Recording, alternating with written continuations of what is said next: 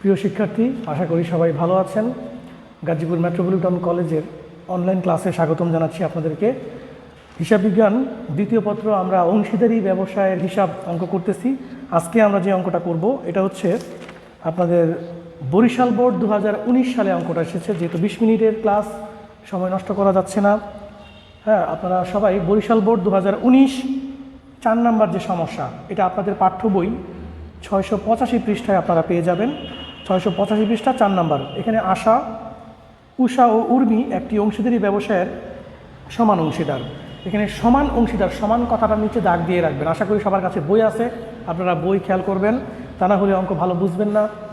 তো এখানে সমান অংশীদার বলতে 3 জন অংশীদার লাভ অথবা লোকসান সমানভাবে বন্টন করে নেবে। 2017 সালের 1 জানুয়ারি তারিখে তাদের ব্যবসায়ের নিম্নবর্ণিত উদ্বৃত্তসমূহ ছিল। খেয়াল করেন, মূলধন আশা 80,000, মূলধন উষা 70,000, মূলধন উর্মি 60,000। একটু ভিন্ন মাত্রায় এখানে সাজিয়ে দেওয়া আছে এবং স্পষ্ট ভাষায় 12% ঋণ হিসাব লেখা আছে। এই 12% ঋণ, এটা উষা ঋণটা ব্যবসায় নিয়েছে এবং এই ঋণটা হচ্ছে 1/5/2017। অর্থাৎ এখানে আপনারা লক্ষ্য রাখবেন সাল এবং তারিখ। এখানে উষা কিন্তু তার স্পষ্ট ভাষায় এখানে সাল এবং তারিখটা বলে দিয়েছে। এখানে 20,000 টাকা সে ঋণ দিয়েছে 17 সালের মে, অর্থাৎ জানুয়ারি, ফেব্রুয়ারি, মার্চ, মে মাসের 1 তারিখে। তাহলে মে মাসটা আমাদের গোনায় ধরতে হবে। May, June, July, August, September, October, November, December, ওই 17 সালের মে মাস পর্যন্ত আসলে সময় হচ্ছে প্রায় 8 মাস। আমরা 8 মাসের সুদ এখানে ধার্য করব। আরেকটা তথ্য হচ্ছে সম্ভাব্য মুনাফার আশায় সারা বছর ধরে আশা, উষা ও উর্মির উত্তোলন ছিল যথাক্রমে 10,000, 8,000, 6,000 টাকা। এছাড়া উর্মি পণ্য উত্তোলনের পরিমাণ 1,000 টাকা। বার্ষিক উত্তোলন দেওয়া আছে এবং পণ্য উত্তোলনের পরিমাণ দেওয়া আছে। উর্মির পণ্য উত্তোলন আছে, এই পণ্য উত্তোলনটা আমরা আয় ধরবো, ইতিমধ্যে আমরা জেনেছি। চুক্তির শর্ত মোতাবেক মূলধন ও উত্তোলনের উপর 10% হারে সুদ ধার্য করতে হবে। আশা সার্বক্ষণিক দায়িত্ব পালনের জন্য ব্যবসা থেকে মাসিক 1,000 টাকা হারে বেতন পাবে। এই 1,000 টাকা করে মাসিক বেতন, তাহলে 1 মাসে যদি 1,000 টাকা হয় তাহলে 12 মাসে 12,000 টাকা। এটা খেয়াল রাখবেন, মাসের নিচে দাগ দিয়ে রাখবেন। উপরোক্ত সমন্বয়গুলো সাধন করার পূর্বে সমাপ্ত বছরে ব্যবসায়ের মুনাফার পরিমাণ দাঁড়ায় 80,000 টাকা। তাহলে এখানে মুনাফা দেওয়া আছে। প্রথম প্রশ্ন, উষার ঋণের সুদের পরিমাণ নির্ণয় করো। আচ্ছা, ঋণের সুদটা হচ্ছে আমাদের, সবাই খেয়াল করবেন, আমরা ঋণের সুদটা এখানে দিচ্ছি, নির্ণয় করতেছি। আগে সবাই খেয়াল করবেন, ক কে ঋণ আনছে? উষা। তাই উষার ঋণের সুদ নির্ণয়। লক্ষ্য করেন সবাই, অঙ্কের মধ্যে সুন্দরভাবে ঋণের সুদটা দেওয়া আছে। একটা ব্রেকেট দিলাম। 20,000 টাকা উষা ঋণ এনেছে এবং সেটার উপরে স্পষ্ট ভাষায় সুদের হার দেওয়া আছে। আমরা কিন্তু জেনেছি যে ঋণের উপর যদি চুক্তির মধ্যে সুদের হার বলা না থাকে তাহলে সুদের হার ধরতে হবে 6%, কিন্তু আজকের অঙ্কে স্পষ্ট ভাষায় সুদের হার 12% দেওয়া আছে। তাহলে নিঃসন্দেহে এই 12% বসায় অঙ্ক করতে হবে এবং একটা মাস স্পষ্ট ভাষায় লেখা আছে। কি মাস? যে পঞ্চম মাসের 1 তারিখে। তাহলে পঞ্চম মাসটা গোনায় ধরতে হবে, কারণ এটার 1 তারিখ। তাহলে এই মাসটা পেয়েছে 5, 6, 7, 8, 9, 10, 11, 12, 8 মাস। 12 ভাগের 8। এই হচ্ছে আমাদের ঋণের সুদ। আমি ক্যালকুলেটরে আগে বের করে রেখেছি। আপনাদের এখানে ঋণের সুদটা হবে 1,600 টাকা। প্রিয় শিক্ষার্থী, এটা হচ্ছে আমাদের উষার ঋণের সুদের পরিমাণ। কেন আমি 8 লিখেছি আশা করি বুঝতে পেরেছেন। 8 মাস। এটা হলো ক। আমরা পরবর্তী তথ্য খতে চলে যাচ্ছি। খতে আমাদের বলেছে, খেয়াল করেন, অংশীদারদের এখানে লাভ লোকসান আবন্টন হিসাব তৈরি করো। তাহলে আমরা যদি এখন লাভ লোকসান আবন্টন হিসাব তৈরি করি, খতে লাভ লোকসান আবন্টন হিসাব, আমরা জেনেছি যে লাভ লোকসান আবন্টন হিসাবে সাল বা তারিখ ব্যবহার করতে হবে। উপরে 2017 সালের 31 ডিসেম্বর সমাপ্ত বছরের জন্য। তো এটা একটা টিছক আমরা আঁকবো। টিছকটা হচ্ছে এই আমাদের টিছক। অবশ্যই টিছকে ডেবিট ক্রেডিট লিখতে হবে। এটা অনেকেরই মনে থাকে না। বিবরণ আমরা জানি, এই পাশে থাকবে আয়সমূহ, টাকা, এই পাশে হচ্ছে বিবরণ, এই পাশে থাকবে ব্যয়সমূহ, ডেবিট। এখন আজকের অঙ্কে যে সকল ব্যয় আমরা লক্ষ্য করেছি, আমরা যদি সিরিয়াল করে আমরা যদি সেই ব্যয়গুলো লিখতে যাই, লক্ষ্য করেন প্রথমে ব্যয়ের মধ্যে আছে মূলধনের সুদ। মূলধনের সুদ আমরা লিখব, তবে হেডলাইন হবে অংশীদারদের মূলধন হিসাব, অংশীদারদের মূলধন হিসাব, মূলধন হিসাব হেডলাইন। এই হেডলাইনের পরে আমরা লিখব মূলধনের সুদ, মূলধনের সুদ। আমরা আজকের অঙ্কে মূলধন এনেছে 3 জন, আশা, সেই মূলধন এনেছে 80,000 টাকা। 80,000 টাকার উপরে মূলধনের সুদ হবে 10%, অঙ্কের মধ্যে দেওয়া আছে, অর্থাৎ 8,000 টাকা। এরপরে হচ্ছে উষা, উষা মূলধন এনেছে 70,000 টাকা। 70,000 টাকার উপরে 10% হচ্ছে 7,000 টাকা। এরপরে উর্মি, উর্মির মূলধন ছিল 60,000 টাকা। 60,000 টাকার উপরে 10% 6,000 টাকা। এই হচ্ছে টোটাল মূলধনের সুদ। আমরা এখানে মূলধনের সুদ হচ্ছে 21,000 টাকার যোগফলটা আমরা দেখে নিলাম। এই হলো মূলধনের সুদ। পরবর্তী লাইন হচ্ছে আমরা পড়ে যাই, মূলধন পাইছি তাইলে মূলধনের সুদ দিয়ে দিলাম, এবং তাদের উত্তোলন আছে তাহলে উত্তোলনের সুদ দিতে হবে। উত্তোলনের সুদটা হচ্ছে আয়, তাই আমরা আয়টাকে আয়ের এই পাশে লিখব। সর্বপ্রথম যে আয়টা সেটা হচ্ছে নিট মুনাফা, অঙ্কের মধ্যে যেটা দেওয়া আছে লাভ লোকসান হিসাব। হেডলাইন হবে লাভ লোকসান হিসাব, নিট মুনাফা। কোত্থেকে পাইলাম? অঙ্কের শেষে তথ্যটা দেওয়া আছে, লক্ষ্য করে নিট মুনাফা আজকের অঙ্কে 80,000 টাকা। 80,000 টাকা। এবার আমরা উত্তোলনের সুদটা ব্যবসার জন্য আয়, তাই আয় পাশে উত্তোলনের সুদ মূলধন হিসেবে যাবে, তাই সংক্ষেপে লিখলাম অংশীদারদের মূলধন হিসাব অং মু হি। সময় স্বল্পতার জন্য সংক্ষেপে লিখলাম, আপনারা পরীক্ষার খাতায় অবশ্যই সম্পূর্ণ রূপ লিখতে হবে। অংমুহি মানে অংশীদারদের মূলধন হিসাব। এখানে হচ্ছে উত্তোলনের সুদ, উত্তোলনের সুদ, উত্তোলনের সুদ সেটা হচ্ছে প্রথমে আশা, আশার উত্তোলন হচ্ছে 10,000 টাকা।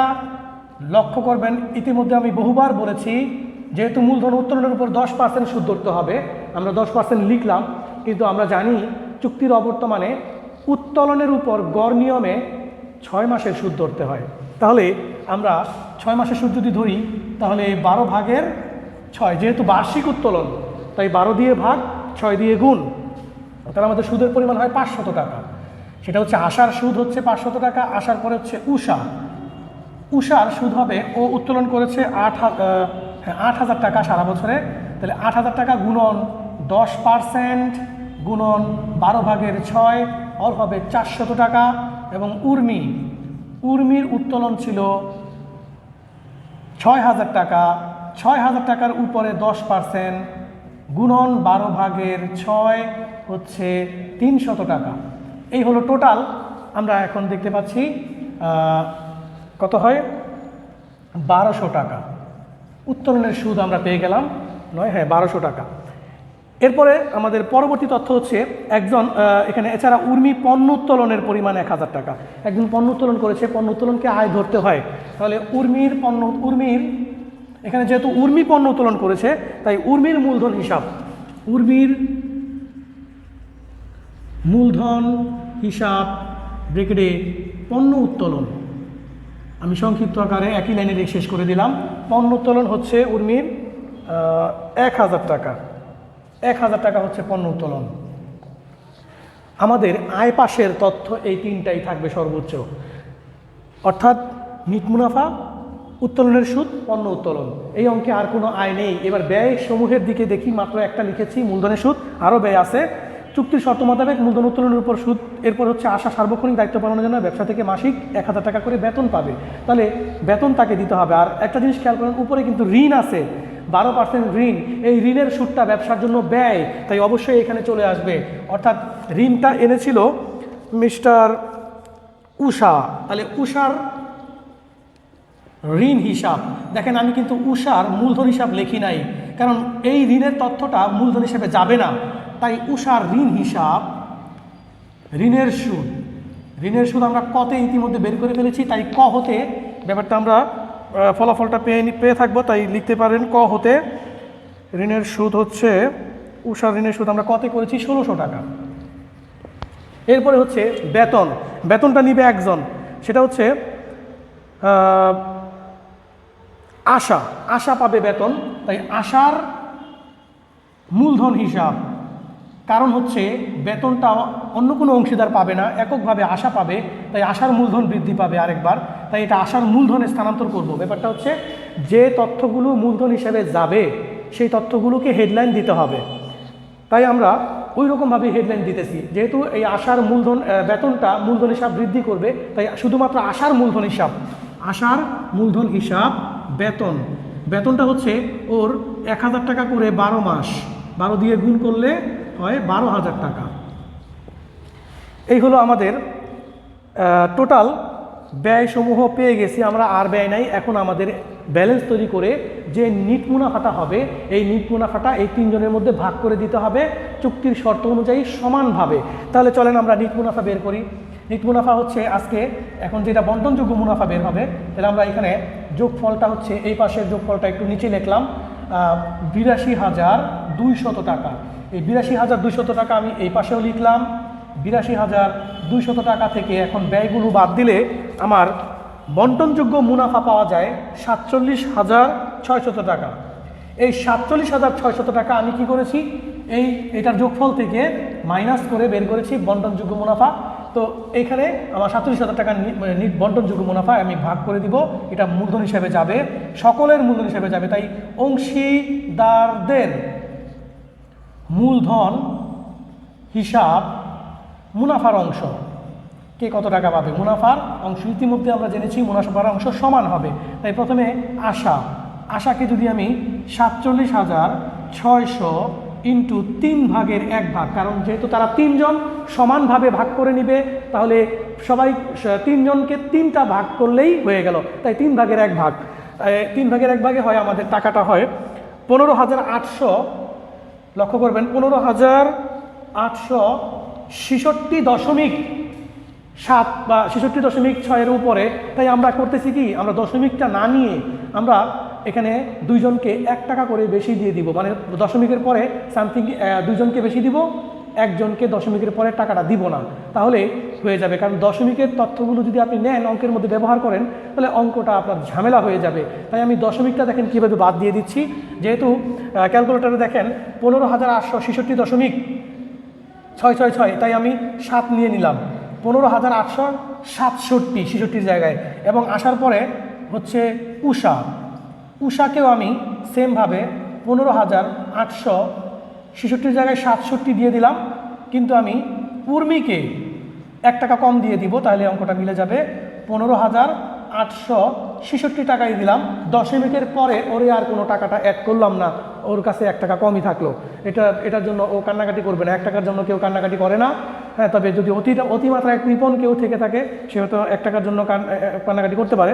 যাই হোক, এখানে আমরা দিয়ে দিলাম, এর নিচে 2 দাগ দিয়ে হিসাব ক্লোজ করে দিতে হবে। এই হচ্ছে আমাদের অংশীদারদের লাভ লোকসান আবন্টন হিসাব।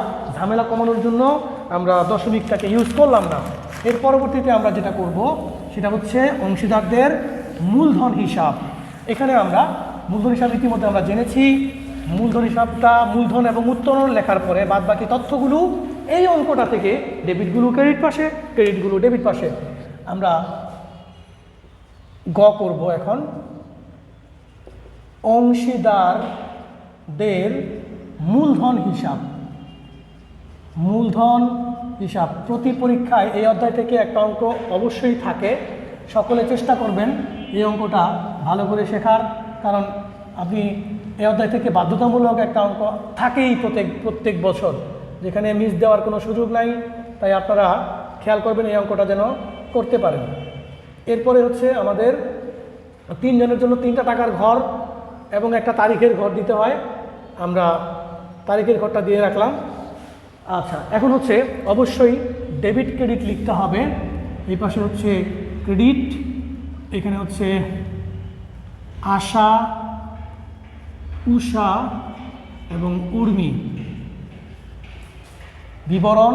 এবং আপনারা জানেন এই পাশে কি তথ্য থাকে, মূলধন বৃদ্ধি জনিত তথ্য। তাই মূলধন লিখে আমি একটা বোঝানোর জন্য আপনাদেরকে চিহ্ন দিলাম।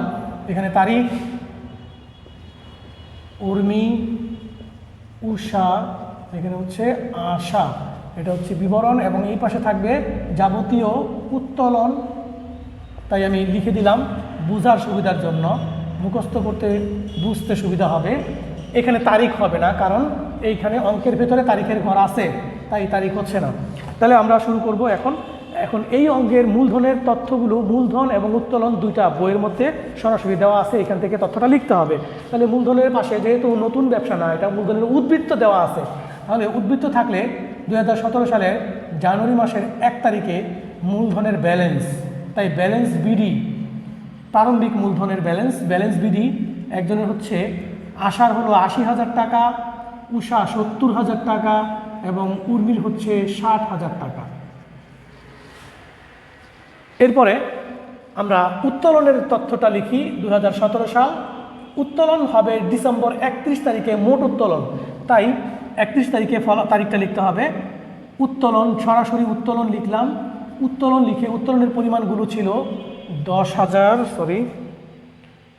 উত্তোলন ছিল 10,000, 8,000 এবং 6,000। এরপরে বাদবাকি যে তথ্যগুলো, প্রিয় শিক্ষার্থী, অঙ্কের মূল অঙ্ক থেকে এই দুটা তথ্য লেখার পরে বাদবাকি তথ্যগুলো আমরা যে লাভ লোকসান আবন্টন হিসাব করেছি সেখানে ব্যবহার করেছি বিধায় ওইখান থেকে আমরা এই তথ্যগুলোকে নিয়ে আসবো ডেবিটগুলো ক্রেডিট পাশে, ক্রেডিটগুলো ডেবিট পাশে, উল্টা নিয়ম। অর্থাৎ আমরা আগের অঙ্কের মধ্যে ডেবিট পাশের তথ্যগুলো ডিসেম্বর 31 তারিখে লাভ লোকসান বন্টন হিসাব থেকে আনবো, তাই লাভ লোকসান বন্টন হিসাব লা লো আ হি সংক্ষেপে লিখলাম। এখান থেকে লাভ লোকসান আবন্টন হিসাব, এখান থেকে আসবে মূলধনের সুদ, মূলধনের সুদ, তারপরে হচ্ছে আমরা আনবো বেতন। ঋণের সুদ আমরা আনবো না, কারণ ঋণের সুদ মূলধন হিসাবে আসে না। এরপরে হচ্ছে মুনাফার অংশ। এই তিনটা তথ্য লাভ লোকসান আবন্টনের ডেবিট পাশ থেকে এখানে ক্রেডিট পাশে চলে আসলো। মূলধনের সুদ হচ্ছে 8,000, 7,000 এবং 6,000। বেতন হচ্ছে একজনের, বেতনটা যাচ্ছে শুধুমাত্র আশার ঘরে, বেতন 12,000 টাকা আশার ঘরে থাকলো। এরপরে হচ্ছে মুনাফার অংশ তিনজনের 15,867, 15,867, একজনের হচ্ছে 15,866, 1 টাকা কম ছিল, আমরা দশমিক বাঁচানোর জন্য লিখেছিলাম। এই পাশে তথ্য শেষ, আমি এই পাশে একটা দাগ দিয়ে রাখবো, যোগফল নামিয়ে ফেলবো। আর এই পাশের তথ্যগুলো আবার ডিসেম্বর 31 তারিখ লাভ লোকসান লা লো আ হি, লাভ লোকসান আবন্টন হিসাব সংক্ষেপে লিখলাম। এই পাশ এবার কোত্থেকে আসবে তথ্য? লাভ লোকসান আবন্টন হিসাবের ক্রেডিট পাশের তথ্যগুলো ডেবিট পাশে চলে আসবে। তাহলে ক্রেডিট পাশে ছিল আমাদের ওই মুনাফা, তো আমরা নিব না, এটার হেডলাইন আমরা দিই নাই। উত্তোলনের সুদ, উত্তোলন জাতীয় সকল তথ্য, উত্তোলনের সুদ ছিল 500, 400 এবং 300। আর হচ্ছে পণ্য উত্তোলন, একজনের পণ্য উত্তোলন হচ্ছে শুধুমাত্র উর্মির 1,000 টাকা। আমাদের অঙ্ক শেষ। এখন আমরা ব্যালেন্স তৈরি করব। বেসিক তথ্য লেখা শেষ। ব্যালেন্স তৈরির বেলায় একটা তথ্য আমি বলি, যেই যার যোগফলটা লিখবেন, এই যোগফলের তথ্যগুলো সব জায়গায় লিখে বিয়োগ করে ফেলবেন, তা না হলে আপনাকে বারবার আবার তথ্যগুলো তুলতে হবে। যেমন আমি দেখাচ্ছি কীভাবে। ক্যালকুলেটরে আপনি প্রথমে আশার ঘরের যোগফলটা লেখছেন। আশার ঘরের যোগফল হচ্ছে 1,15,800, 1,15,867। এটা আপনি ক্যালকুলেটরে না মুছে 1,15,867 লিখে ক্যালকুলেটর থেকে এটা মাইনাস করবেন। এইটুকু মাইনাস করলে আপনার যে ফলাফলটা থাকবে 1,05,367। এখন এটা করে ফেললেন কেন? তাহলে আপনাকে যদি আপনি আগে যোগফল সবগুলো করেন, তাহলে আপনাকে পুনরায় আবার এই ফলাফলটার ক্যালকুলেটরে তুলতে হবে। এখন কিন্তু আপনি একসাথে একবার ক্যালকুলেটরে তুলছেন, বিয়োগ করে ফলাফল লিখে শেষ করে পরের তথ্যটা করবেন, তাহলে আপনার সময় বাঁচবে। এবার দ্বিতীয় তথ্য হচ্ছে উষার যোগফলটা ক্যালকুলেটরে করবেন। আমি করে রেখেছিলাম 92,867। এখন আমি 92,867 এই পাশেও লিখে ফেললাম, 92,867। নিচে 2 দাগ দিয়ে জেড টানতে হবে এবং এই 92,767 থেকে ক্যালকুলেটরে তোলা আছে, মাইনাস করলে আমাদের থাকবে 84,467, 84,467 টাকা আমি লিখে ফেললাম, একবারে করে ফেললাম। তাহলে আমাদেরকে দ্বিতীয়বার আর ক্যালকুলেটরে তুলতে হবে না। এখানে আমি যোগ করলাম উর্মিটটা 81,866, 81,866 টাকা। এই 81,866 লেখার পরে আমি এখান থেকে বাদ দিলে ওর মূলধনের ব্যালেন্স থাকে 74,566 টাকা। তিনজনেরই করে ফেললাম। এটার নাম হচ্ছে ডিসেম্বর 31 তারিখে, আপনারা ইতিমধ্যে জানেন বছর শেষে মাস শেষের ব্যালেন্সের নাম হয় ব্যালেন্স সিডি। ব্যালেন্স সিডিটা পরবর্তী বছর 2018 সালে জানুয়ারি মাসের 1 তারিখে হবে ব্যালেন্স বিডি। কারণ ব্যবসা একদিনের নয়, ব্যবসা বছরের পর বছর চলতে থাকবে, তাই এই মাসের মূলধনের ব্যালেন্সটা পরবর্তী বছর, যেহেতু ডিসেম্বর মাসের 31 তারিখ তাই বছরও চেঞ্জ হয়ে যাচ্ছে, পরবর্তী জানুয়ারি মাসের 1 তারিখ হবে পরবর্তী সালে। তাই এখানে যাওয়ার পরে ট্রান্সফার করতে হবে 1,05,367, 84,467 এবং 74,566 ব্যালেন্স ট্রান্সফার করে দিলাম। এই হচ্ছে আমাদের মূলধন হিসাবের খতিয়ান আমরা প্রস্তুত করলাম। সবাই একটা স্ক্রিনশট দিতে পারেন পরবর্তীতে বোঝার জন্য, স্ক্রিনশট দিলে আপনারা পরবর্তীতে অঙ্কটা বুঝতে পারবেন। ধন্যবাদ সবাইকে, আমরা পরবর্তী ক্লাসে আবার একসাথে হব ইনশাল্লাহ। সবাই ভালো থাকবেন।